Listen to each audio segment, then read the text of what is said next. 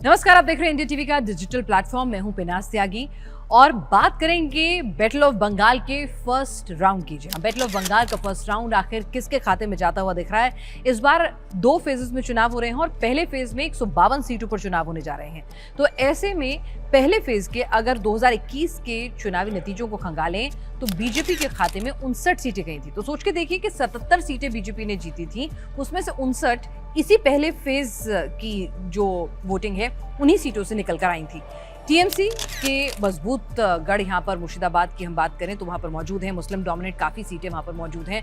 लेकिन इस सब के बीच में 152 सीटें फर्स्ट फेज की ऐसी भी हैं 2021 के नतीजों के हिसाब से, जहां पर बहुत ही क्लोज फाइट रही थी, बहुत ही क्लोज मार्जिन से हार जीत तय हुई थी। तो ऐसे में जब महिला आरक्षण बिल को लेकर बीजेपी एक नैरेटिव सेट कर रही है, एंटी इनकम्बेंसी फैक्टर है, महिलाओं को अपनी तरफ रिझाने की भरपूर कोशिश की जा रही है कि वहां सुरक्षा का अभाव है, एम्पैथी नहीं है महिलाओं में मौजूदा सरकार में, और एंटी इनकम्बेंसी पहले से ही सीपिन है, हिंदुत्व का वोट खेला जा रहा है। तो इन तमाम फैक्टर से क्या 3 से 4% वोट स्विंग हो सकता है, और वो वोट स्विंग जो क्लोज फाइट वाली सीटें हैं उसमें एक बड़ा फेरबदल कर बीजेपी को एडवांटेज दिला सकता है। इन 152 सीटों में किसका पलड़ा भारी नजर आ रहा है फर्स्ट फेज के अगर हम वोटिंग की बात करें। हमारे साथ इस वक्त विश्लेषक, चुनावी विश्लेषक मनोज जी मौजूद हैं। मुझे आपको बहुत बहुत स्वागत है। मनोज जी, हम आपसे समझना चाहेंगे कि जो पहला फेज है 152, ये बीजेपी के लिए करो या मरो का फेज है, क्योंकि इसी फेज से पिछली बार 77 में से 59 लाई थी। तो इस बार बीजेपी अपनी पूरी ताकत झोंक रही है इस फेज में। तो आपको क्या लगता है? देखिए, यही आपने पहले भी बताया और भारतीय जनता पार्टी यही से अपने बंगाल जीत के लिए शुरुआत भी करना चाहेगी, और शुरुआत के कारण भी है क्योंकि यहाँ पे जो है यदि हम मुर्शिदाबाद के एरिया को छोड़ते जहाँ पर 22 सीटें हैं जो मुस्लिम सीटें हैं, लेकिन पिछली बार वहाँ भी उसने 2 सीटें भारतीय जनता पार्टी जीत कर आई थी, और वहाँ मुर्शिदाबाद में 4 क्लोज सीटें थी जहाँ पे बीजेपी की उम्मीद है कि ये 4 सीटें इस बार हम वापस ला सकते हैं, यानी खींच सकते हैं टीएमसी से।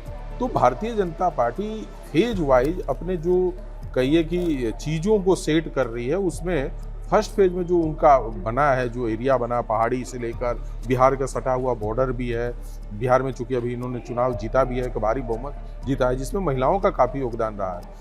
तो इन सब चीज़ों को ध्यान में रखते हुए ये जगह पे वो भारतीय जनता पार्टी अपने को मजबूती के साथ खड़ा कर रही है, और ये होगा इसलिए कि देखिए, जो आपने सारी चीज़ों तो बता दिया, लेकिन एसआईआर के बारे में आप डिस्कशन वो नहीं ले आई अपने उसमें।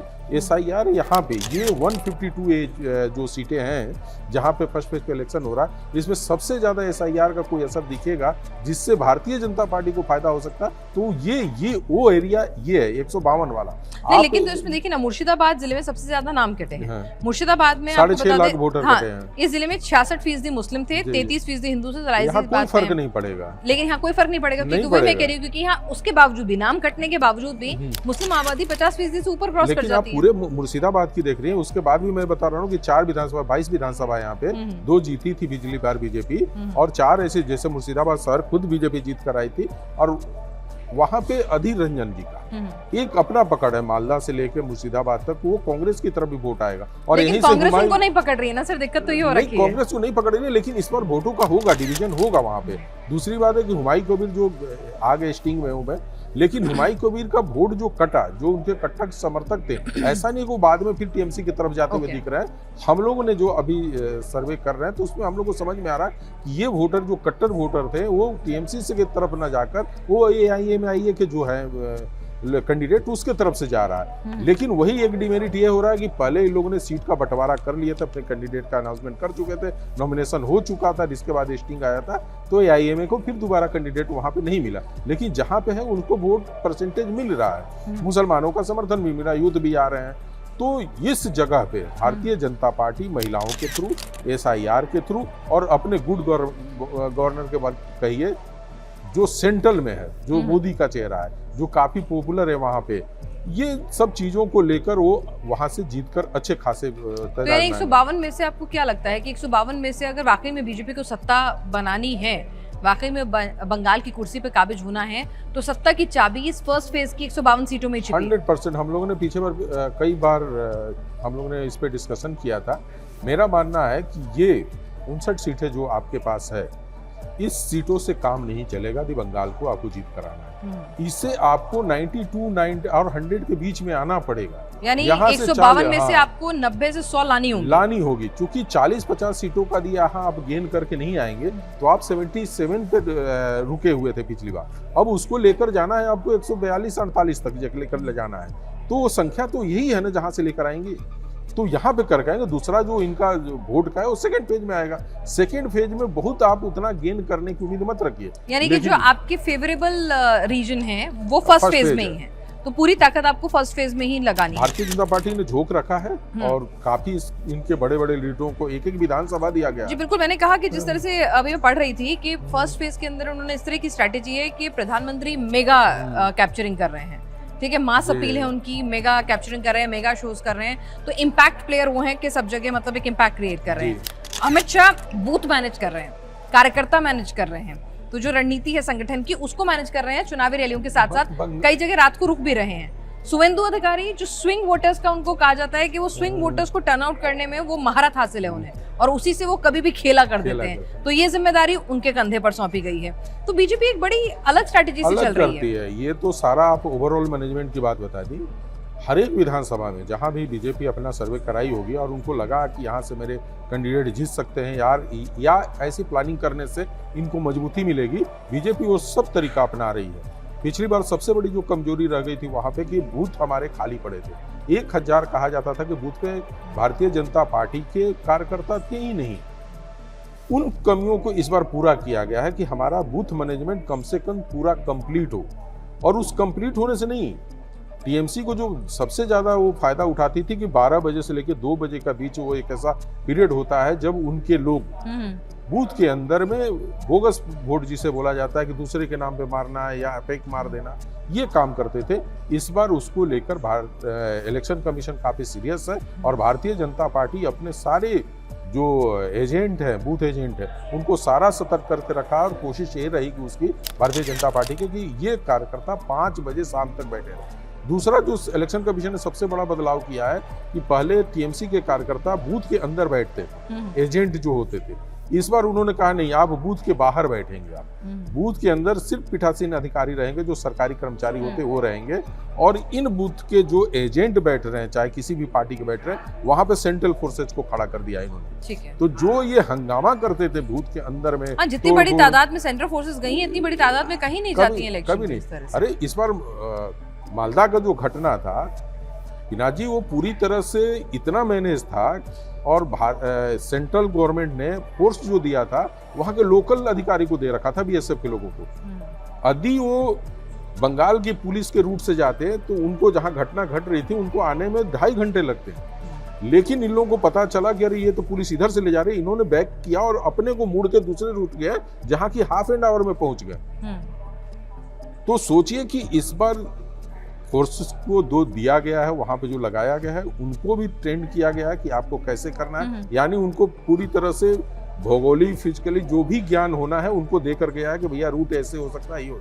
तो मुझे लग रहा है कि इस बार इलेक्शन कमीशन काफी कोशिश कर रहे हैं कि वहां पे शांतिपूर्वक मतदान कर दें, और शांतिपूर्वक मतदान होगा तो एक बड़ा वहां पे मैसेज भी आएगा। ठीक है सर, इस 152 सीटों की अगर हम बात करें फर्स्ट फेज की, तो बीजेपी को बुलिश कहां से होना चाहिए? देखिए एससी सीटों में पहले से उसका दबदबा था, एससी सीटों में एडवांटेज उसके खाते में थी। जो 35 सीटें एससी रिजर्व हैं उसमें शायद 20 अगर मैं गलत नहीं हूँ बीजेपी के पास ऑलरेडी है ना, तो वहाँ टीएमसी कम है, तो क्या वहां से अपना गेन करने की कोशिश करेगी?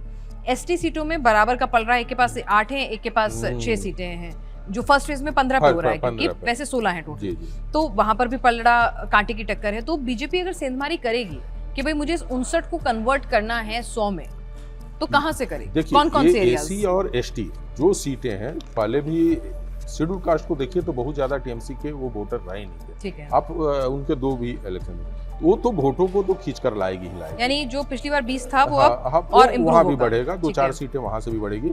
शेड्यूल कास्ट की सीटें हैं जहां पे टीएमसी जोड़ लगाई है अपने कुछ कार्यकर्ता, लेकिन भारतीय जनता पार्टी चूंकि राष्ट्रपति को भी उन्होंने ट्राइबल को बनाया है, और बहुत सारे आदि छत्तीसगढ़ को देखा जाए तो वहाँ भी हमने ट्राइबल लीडर्स को दिया है, तो ये मैसेज वहाँ पे ट्राइबलों के बीच में जा रहा है कि भाई कहीं ना कहीं भारतीय जनता पार्टी हमारे लिए कुछ सोच रही है, तो मैसेज देने में भारतीय जनता पार्टी सक्सेस हुई है। कुछ पॉलिसी भी सेंट्रल का है जिसका उनको बेनिफिट तो मिल वहाँ रहा पर है। भी जो 8-7 का नंबर है वो हाँ, 1-2 सीटें बढ़ सीटें सकती वहाँ पर है, भी वहाँ भी बढ़ सकती है। लेकिन अगर ऐसे छोटी छोटी बढ़ा के तो 10 बढ़ रही हैं, नहीं 100 से तो बहुत दूर नहीं, है। लेकिन आप देखेंगे बाकी की 30 कहाँ से लाएंगे? बाकी की 30 जो महिलाओं का इस बार वोट चेंज होगा, जो महिला बिल को लेकर इतने सारे नाटक हुए, ये हुए।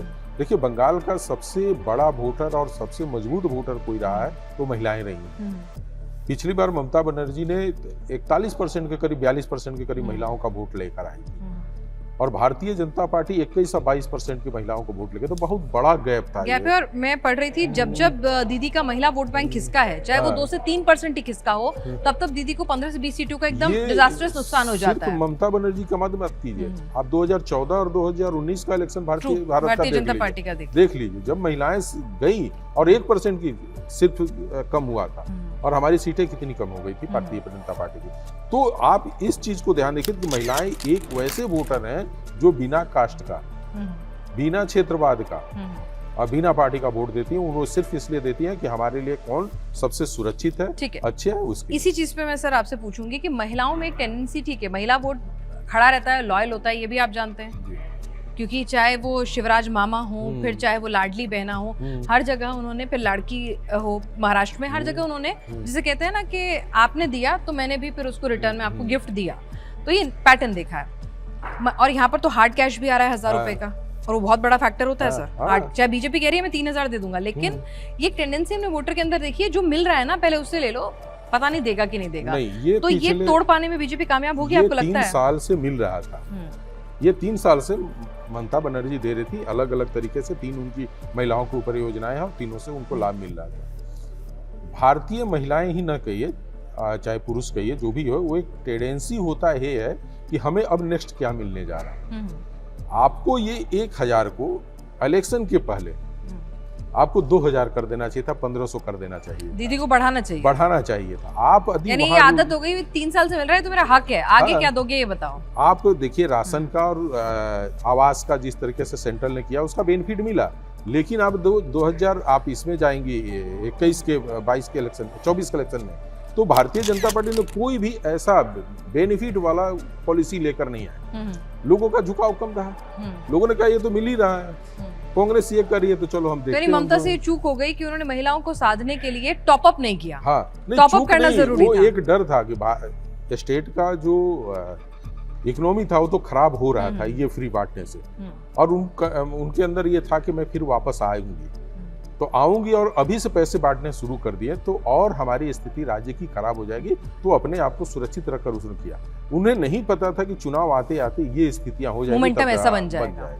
तो आज के डेट में मैं, और इस बार बंगाल सर मैं तो देख रही हूँ बड़ी बड़ी ट्रेन भर भर के जा रहे हैं लोग बाग। हाँ, मैं इसी पे भी बोलने जा रहा था। फैक्टर मतलब इसको हम दरकिनार करते हैं, मतलब वो किसका वोटर है जो मतलब पूरा अपना गाड़ियों में इंतजार कर रहा है, वेटिंग लिस्ट लगी हुई है, उनको फोन जा रहे हैं कि आइए भैया वोट देना जरूरी है, नहीं तो नाम कट जाएगा, देश से निकाल देंगे। पिनाक जी, बिहार में जब वोटर आ रहे थे तो आरजेडी ने दावा किया कि ये मेरे वोटर हैं। हाँ, छठ पे जो आ रहे थे, छठ पे आ रहे थे और ये वोट देकर यहाँ जाएंगे। हुआ क्या? तो बंगाल है, देखिए बड़ा, देखिए जब बंगाल में खेला हो गए, अब किसके तरफ से होगा ये तो देखना है। लेकिन आपको लग रहा है फर्स्ट फेज की 152 सीटों में खेला बीजेपी करने जा रही है? 100% करने जा रही है, 100% करने जा रही है। और उसके पीछे सबसे बड़ी वजह सर बता रहे हैं महिला वोट बैंक। महिला वोट बैंक है। आपको दूसरा आप चले जाइए, SIR का जो मुद्दा है वो है, एंटी इनकम्बेंसी है, और बाहर से जो लोग आए जो ये बाहर से वोट देने आ रहे हैं, वो तो ये भी बीजेपी के फेवर में जाएगा। ये भी बीजेपी के फेवर। और वो हिंदुत्व वाला कार्ड इन 152 सीटों पे चलेगा या फिर उसको बचा के रखा है ग्रेटर कोलकाता के लिए? देखिए इस एरिया में क्या है, यदि हम सिर्फ मुर्शिदाबाद को निकाल दें तो हिंदू कार्ड, क्योंकि योगी जी बहुत एग्रेसिवली कैंपेन कर रहे हैं, लेकिन वो उस एरिया में कर रहे हैं जहाँ जो बॉर्डर से सटे हुए हैं और जो सारे एरियाज जो हैं उस तरह के, वहाँ पे करेगा। यहाँ पे तो मुझे लग रहा है कि सिर्फ आप डेवलपमेंट की बात कीजिए तो उतना ही काफी।